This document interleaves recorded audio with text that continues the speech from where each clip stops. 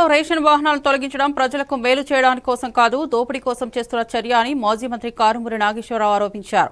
చంద్రబాబు ప్రభుత్వ లక్ష్యం ప్రజలకు ఇబ్బంది కలిగించడమేనని విమర్శించారు. అవసరమైన సంస్థలను సులభంగా అందించే రేషన్ వాహనాల తొలగింపుతో గ్రామీణ ప్రాంతాల్లో ప్రజలు ఇబ్బందులు పడుతున్నారని చెప్పారు.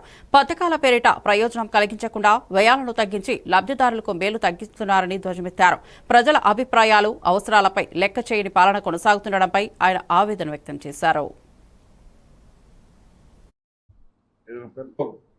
మరి ఇవాళ నిన్ననే మళ్ళీ పాత సిస్టానికి తెరలేపారు.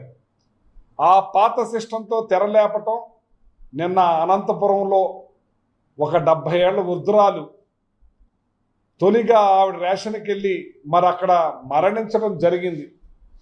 మరి ఆవిడ మరణించడం జరిగింది.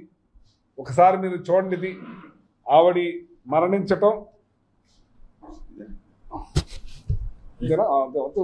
అదే ఆటోమేటిక్ అన్ని నడుస్తాయి కదా.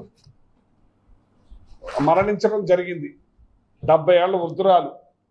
ఇలాగా రేషన్ నిన్న వైజాగ్లో 4వ పట్టణ పోలీస్ స్టేషన్లో ప్రజలే పట్టుకుని వాళ్ళని ఏదైతే రేషన్ షాప్ ద్వారా తరలిపోతున్నాయో రైస్ని మరి పోలీస్ స్టేషన్లో పెట్టి కేసు పెట్టించడం జరిగింది.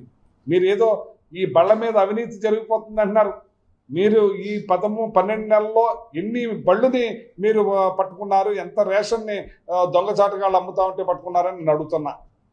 మేము ఇవాళ రేషన్ షాపుల వాళ్ళకి మేము వ్యతిరేకం కాదు, రేషన్ షాపులను కూడా మేము కొనసాగించాం. రేషన్ షాపులతో పాటు ఈ ఎండివి బళ్ళు నడిచినాయి. వాళ్ళకు కూడా జగన్మోహన్ రెడ్డి గారు మేము అధికారంలోకి వచ్చిన తర్వాత వాళ్ళకి కమిషన్ కూడా పెంచుతారని చెప్పారు. వాళ్ళను కూడా రద్దు చేసేది లేకుండా రేషన్ షాపుల వాళ్ళు కంటిన్యూ అవ్వాలి, ఎండివి బళ్ళు కూడా కంటిన్యూ అవ్వాలని చెప్పి అందరినీ ఆదుకునే మనసున్న ముఖ్యమంత్రి జగన్మోహన్ రెడ్డి గారు. ఇవాళ మీరు లక్షల ఉద్యోగం